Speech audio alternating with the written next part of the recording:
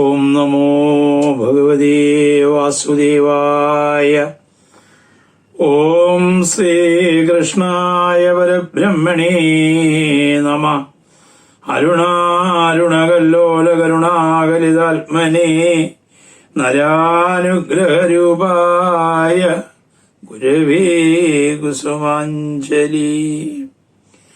സംപൂജ്യരായ പ്രിയ കുടുംബാംഗങ്ങളെ, ഏവർക്കും ശ്രീമദ് മഹാഭാഗവതത്തിലേക്ക് സ്വാഗതം.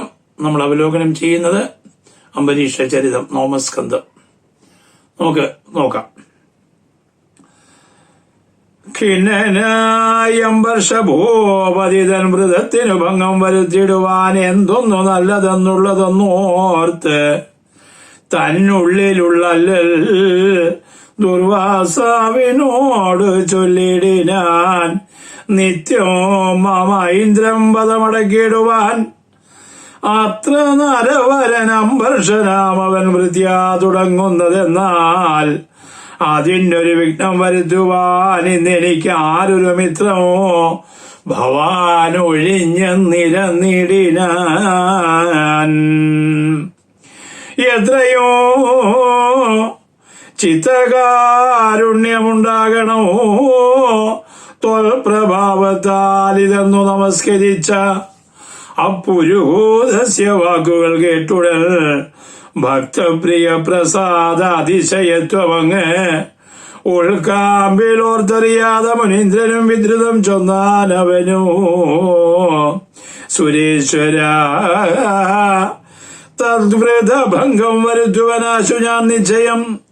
ഏതും വിഷാദിയായി എന്നുടൻ ആശ്വസിപ്പിച്ച അമരേന്ദ്രനെ സാദരം നന്നായി അനുസരിപ്പിച്ച് അവനീശ്വരൻ തന്നുടെ മുമ്പിൽ അമാരെഴുന്നള്ളിനാൻ.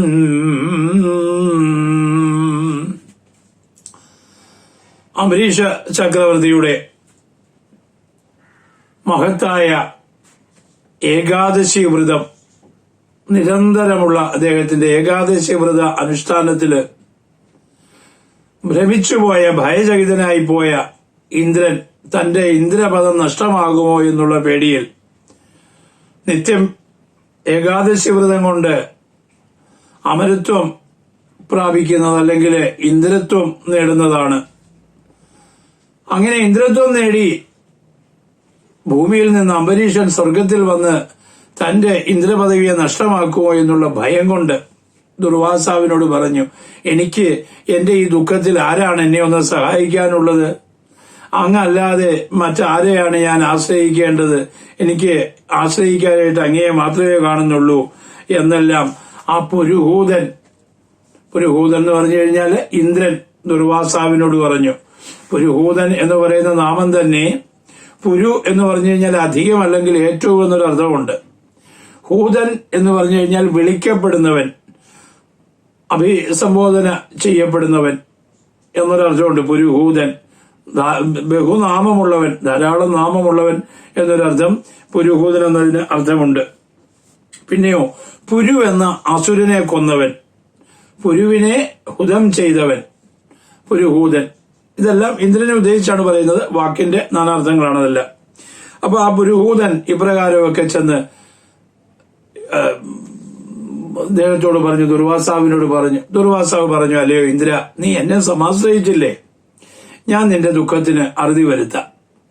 ഞാന് ആ ഭൂമിയിൽ ചെന്ന് നരവരനായിട്ടുള്ള ചക്രവർത്തിയായിട്ടുള്ള ആ അംബരീഷനെ കണ്ട് കാര്യങ്ങളൊക്കെ പറയാം എന്ന് പറഞ്ഞുകൊണ്ട് തന്നെ സമാശ്രയിച്ചവരെ സമാശ്വസിപ്പിക്കുന്നതാണല്ലോ ഗുരുനാഥന്മാരുടെ ഗുണം. പക്ഷെങ്കിൽ അവിടെയും ആ സമാശ്വാസനം എങ്ങനെയാണെന്നുള്ളത് അടിസ്ഥാനപരമായ ഒരു വിഷയമാണ്. ഇവിടെ ഇന്ദ്രൻ സമാശ്രയിച്ചു, അദ്ദേഹത്തിന്റെ പദം നഷ്ടമാകുമെന്നുള്ളത് കൊണ്ടാണ്. അപ്പൊ ആ സ്വാർത്ഥത അതിന്റെ പിന്നിലുണ്ട്. ആ സ്വാർത്ഥത ദുർവാസാവ് ശരിക്കും മനസ്സിലാക്കിയോ ഇല്ലയോ എന്നുള്ളതല്ല, അവിടെ ഭഗവാന്റെ അതിശയത്വം എന്തുവാണ് എന്നുള്ളത്, ഭഗവാന്റെ കാരുണ്യം അല്ലെങ്കിൽ ഭഗവാന്റെ മഹാത്മ്യം എന്താണെന്നുള്ളത് അദ്ദേഹത്തിന് അറിയാൻ വയ്യാതായി പോയി. ഒരു നിമിഷത്തേക്ക് തന്നെ ആശ്രയിച്ചവരെ സഹായിക്കുക എന്നുള്ള തത്വം അത് ശരി തന്നെയാണ്. പക്ഷേ ഭഗവാന്റെ ആ കാരുണ്യം നമ്മൾ ഓർക്കേണ്ടേ? ഭഗവാന്റെ മഹാത്മ്യം ഓർക്കേണ്ടേ? ഭഗവാന്റെ ആ സർവശ്രേഷ്ഠത്വം ഓർക്കേണ്ടേ? അതൊന്നും അദ്ദേഹം ഓർത്തില്ല. നമ്മൾ കണ്ടതാണ് ഭീഷ്മസ്തുതിയില് ഭഗവാന്റെ ഗുണങ്ങളെ സ്തുതിക്കുന്ന ഭീഷ്മ പിതാമകൻ അദ്ദേഹത്തിന്റെ കാരുണ്യത്തെ പറ്റി പറയും. ഭീഷ്മസ്തുതി അങ്ങനെ ആ പാർത്ഥന സാരഥിയായ ആ കാരുണ്യം, ഭഗവാന്റെ മഹാത്മ്യത്തെ സ്തുതിക്കും. പാഞ്ചാലിക്ക് പൂഞ്ചലയായത്, അത് കഴിഞ്ഞ് ഭഗവാന്റെ സർവശ്രേഷ്ഠത്തെ സ്തുതിക്കും. അദ്ദേഹത്തിനെ അഗ്രപൂജയ്ക്ക് തെരഞ്ഞെടുത്തത്.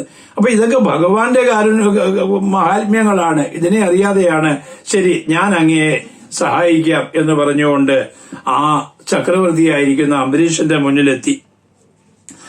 നന്നായി അനുസരിപ്പിച്ച് അവനീശ്വരൻ തന്നുടെ മുമ്പിൽ, അവനീശ്വരൻ ചക്രവർത്തി മുമ്പിൽ അമാരെഴുന്നള്ളിനാൻ അദ്ദേഹത്തിന്റെ മുന്നിൽ, അംബരീഷന്റെ മുന്നിലെത്തി. മുന്നോ മഹേശ്വരൻ തൻ പ്രസാദത്തിനാൽ ഉന്നതനാം മുനിക്കുണ്ടൊരനുഗ്രഹമോ, വല്ലവരോടും പിണങ്ങി നിന്നാൽ അവർക്കുള്ള തപോബലം പാതി ഇങ്ങായി വരുമോ, കില്ലില്ലതിനെന്നതോർത്തോർത്ത് മേദിനി വല്ലവൻ മുമ്പിലമാറ് ചെല്ലും വിധൂ. ആ ദുർവാസാവിന് ഒരനുഗ്രഹമുണ്ട്. ആരെതിർക്കുന്നുവോ അവരുടെ ശക്തിയിൽ പാതി ദുർവാസാവിനായിട്ട് വരും. അത് അദ്ദേഹം മഹാദേവന്റെ അംശമാണ് താനും. ആ മഹാദേവന്റെ അംശമായതുകൊണ്ട് മഹാദേവന്റെ അനുഗ്രഹവുമുണ്ട്. അതുകൊണ്ട് ആരെതിർക്കുന്നുവോ അവരുടെ പാതിശക്തി ഇദ്ദേഹത്തിലേക്ക് വരും. അതിന് ഇദ്ദേഹം അത്രിക്കും അനസൂയയ്ക്കും ഉണ്ടായ മകനാണ്. മഹാദേവന്റെ അംശമായിട്ട് അത്രിയിലും അനസൂയയിലും ഉണ്ടായ വ്യക്തിയാണ് ദുർവാസാവ് എന്ന് പറയുന്നത്. അതുകൊണ്ടൊക്കെ തന്നെ ബ്രഹ്മദേവന്റെ ഭാഗമായിട്ടും മഹാവിഷ്ണുവിന്റെ ഭാഗമായിട്ടും ഒക്കെ അവര് അവതരിക്കുന്നുണ്ട്. അത്രിയിലും അനസൂയയിലും കൂടി ദത്താത്രേയൻ, ദുർവാസസ്, അതുകൊണ്ടൊക്കെ തന്നെ ബ്രഹ്മാവായിട്ടും അവിടെ ശിവന്റെ അംശമായിട്ട് ശീലാവതിയെ കൊണ്ട്, ശീലാവതിയുടെ ശാപത്താല് ഭഗവാൻ സൂര്യദേവന് മുക്തനാകാൻ ത്രിമൂർത്തികളുടെ സഹായം തേടി അനസൂയ. ശീലാവതി സൂര്യദേവനെ ശപിച്ച ഒരു കഥയുണ്ട്. ഭാഗവതം പറയുന്നില്ല, ഇതര ഗ്രന്ഥങ്ങളിൽ പറയുന്നുണ്ട്. അപ്പൊ സൂര്യദേവനെ എങ്ങനെയെങ്കിലും രക്ഷിക്കണമല്ലോ. അതിന് അനസൂയാദേവി ത്രിമൂർത്തികളെ പ്രാർത്ഥിച്ചു. അവര് കുട്ടിയായിട്ട് വരണം, അവര് മകനായിട്ട് വരണം. അങ്ങനെ ദത്താത്രേയന്റെ അവതാരം ഉണ്ടാകുന്നതും അവിടെ ശീലാവതിയെ കൊണ്ട് അനസൂയാദേവി സൂര്യനദേവനെ ശപിപ്പിച്ചത് പിൻവലിപ്പിച്ചു. അനസൂയാദേവിക്ക് ത്രിമൂർത്തികൾ മക്കളായി വന്നു. അവിടെ ശിവാംശമായിട്ട് ദുർവാസാവ് ഉണ്ടായി, ബ്രഹ്മാവിന്റെ അംശമായിട്ട് ചന്ദ്രൻ ഉണ്ടായി, വിഷ്ണുവിന്റെ അംശമായിട്ട് ദത്താത്രേയനുണ്ടായി എന്ന് പറയുന്നുണ്ട്. മഹാദേവന്റെ കോപാംശമാണ് ദുർവാസാവായി അവതരിച്ചതെന്ന് ഒരു പാർവതി ദേവിയുടെ ഒരു ശാപകാരണം ഒരിടത്ത് വ്യക്തമാക്കുന്നുണ്ട് മറ്റൊരു ഗ്രന്ഥത്തില്. അപ്പൊ എന്തായിരുന്നാലും മഹാദേവന്റെ അംശമാണ്. ആ മഹാദേവന്റെ അനുഗ്രഹവുമുണ്ട്. ആരെതിർക്കുന്നുവോ അവരുടെ ശക്തിയിൽ പാതി ദുർവാസാവിനായിട്ട് വരണമെന്നുള്ളത്. അതുകൊണ്ട് ശരിക്കും പറഞ്ഞു കഴിഞ്ഞാൽ ഇദ്ദേഹം ദുർവാസസാണ്, കോപിഷ്ഠനാണ്.